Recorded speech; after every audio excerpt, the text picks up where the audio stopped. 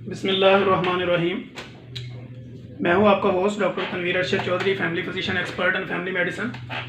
I have a 2 year working experience with nutrition society of USA. आप देख रहे हैं doctor Tanveer Arshad Chaudhary YouTube channel. हम आज अपने viewers, follower, patient, friends and family के साथ एक इंतहाई अहम और इंटीक टॉपिक लेकर आ रहे हैं, जो कि हमने रोड्स के ऊपर चलते फिरते ये सारा मौजू देखा। फिर हमने कोशिश की कि इसी मौजू को साइंटिफिक अंदाज के अंदर देखें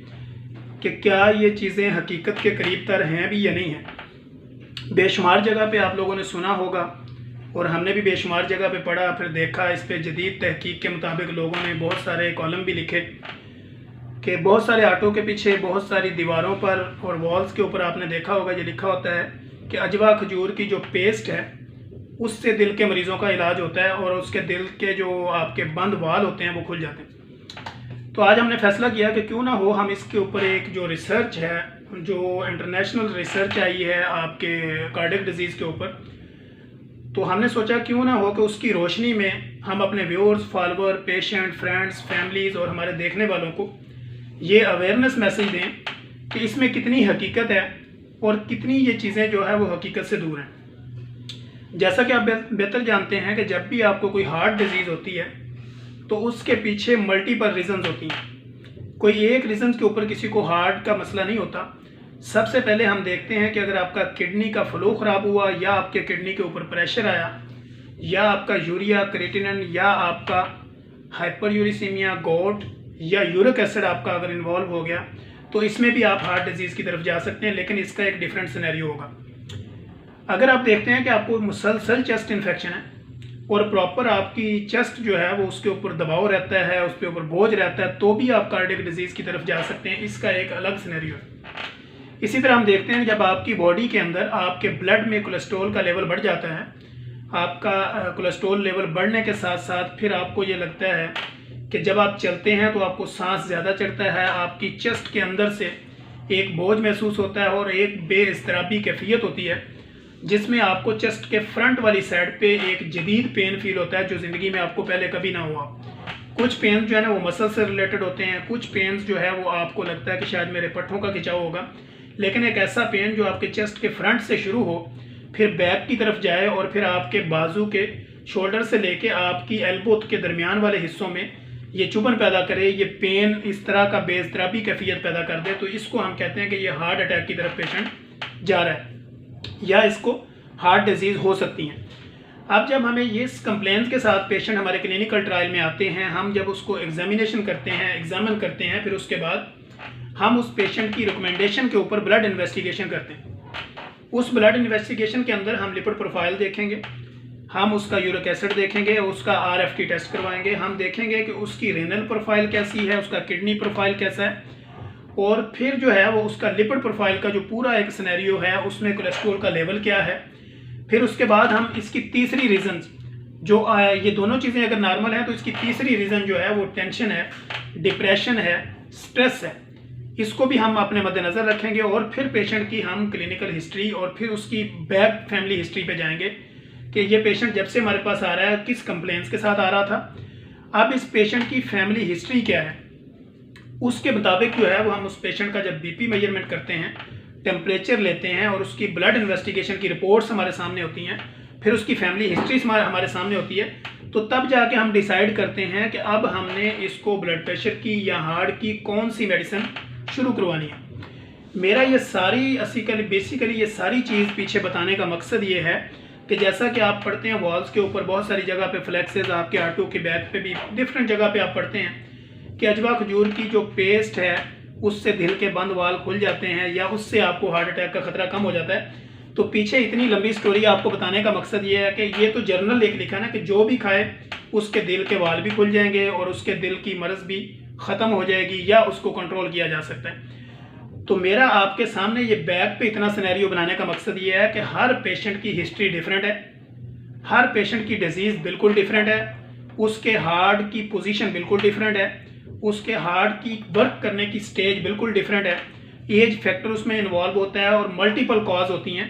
फिर जाके पेशेंट हार्ट की तरफ जाता है। तो हम ऐसा बिल्कुल नहीं कह सकते कि आप जो है वो अजवा खजूर की पेस्ट का इस्तेमाल करें या अजवा खजूर खाएं तो या अदरक लें या लहसुन का वो बना हुआ शरबत ले लें, तो आपका सारे दिल के बंद वाल खुल जाएंगे और आपको किसी जगह जाने की ज़रूरत नहीं। अगर ऐसा होता तो आप देखें, पेशेंट आके हमसे पूछते हैं, जो पढ़े लिखे पेशेंट हैं वो आके हमसे ये क्वेश्चन करते हैं कि अगर ऐसा होता तो PIC की इमरजेंसी क्यों भरी हुई है। तो सबको जो है ना वो अजवा पेस्ट की जो है वो बना के आप उसको खिलाना शुरू कर दें और PIC खाली हो जाए, दिल के सारे मरीज़ ठीक हो जाएं, तो ऐसा नहीं होता।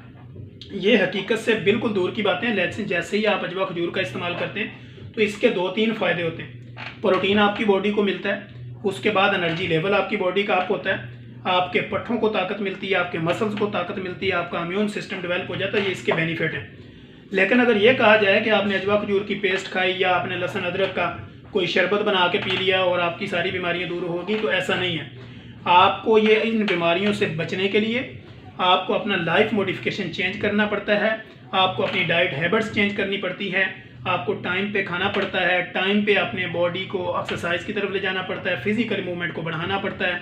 मेंटली स्ट्रेस को कम करना पड़ता है। तो फिर जाके आप इन बीमारियों पर काबू पा सकते हैं, ना कि इनको ख़त्म किया जा सकता है। जैसे कि आपको हार्ट डिजीज़ होगी तो ये ख़त्म नहीं हो सकती, ये लाइफ टाइम चलेगी। आपने इसकी मेंटेनेंस थेरेपी करनी है, वो आप थ्रू डाइट कर लें, थ्रू मेडिसिन कर लें। अगर आप अजवा खजूर की पेस्ट लेना भी चाहते हैं या अदरक का बना हुआ या लेमन और शहद का बना हुआ कोई सिरप भी लेना चाहते हैं तो वो लें, हम उससे मना नहीं करते,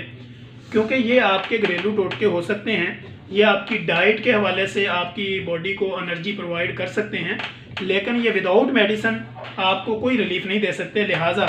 जो भी मेडिसिन आप यूज़ कर रहे हैं उसको आपने रेगुलरली लेना है। अगर आप हार्ट मेडिसिन हार्ट की यूज़ कर रहे हैं, हाइपरटेंसिव पेशेंट हैं, डायबिटीज़ पेशेंट हैं, या किडनी डिजीज़ है, या कोई भी आपका फैटी लिवर है, या कोई भी बीमारी जो आपकी बॉडी में एक लॉन्ग प्रोसेस से चल रही है, तो ऐसी तमाम बीमारियों की मेडिसिन के साथ आप जो भी लेना चाहें आप ले सकते हैं। लेकिन मेडिसिन के बगैर अगर आप कहें कि सिर्फ डाइट आपकी इस बीमारी को ख़त्म कर देगी,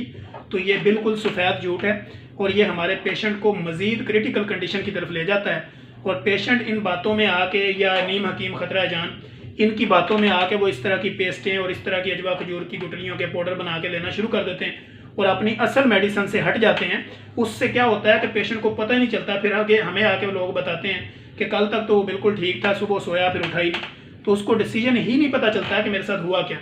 तो इसलिए आपने रेगुलर मेडिसिन जो आपके कंसल्टेंट ने आपको कंसल्ट की है, रिकमेंडेशन दी है, वो आपने रेगुलर यूज़ करनी है और उसके साथ आप अपनी लाइफ मॉडिफिकेशन करें, आप फिजिकल मूवमेंट बढ़ा दें, अपना स्ट्रेस को कम करें, 5 वक्त की नमाज पढ़ें। अला बिज़िक्रिल्लाहि तत्मइन्नुल क़ुलूब, अल्लाह रब्बुल इज़्ज़त फरमाते हैं कि दिलों को सुकून जो है वो अल्लाह के जिक्र से मिलता है। जब आप अल्लाह का जिक्र करेंगे आप रूहानी तौर पे मजबूत होंगे, और जब आप फिजिकली मूवमेंट बढ़ाएंगे तो आप जिस्मानी तौर पे मजबूत होंगे। ये है आपकी लाइफ गुजारने का बेहतरीन तरीका। तो हमने अपने viewers, follower, patient, friends and family के लिए आज इस मैसेज को उठाया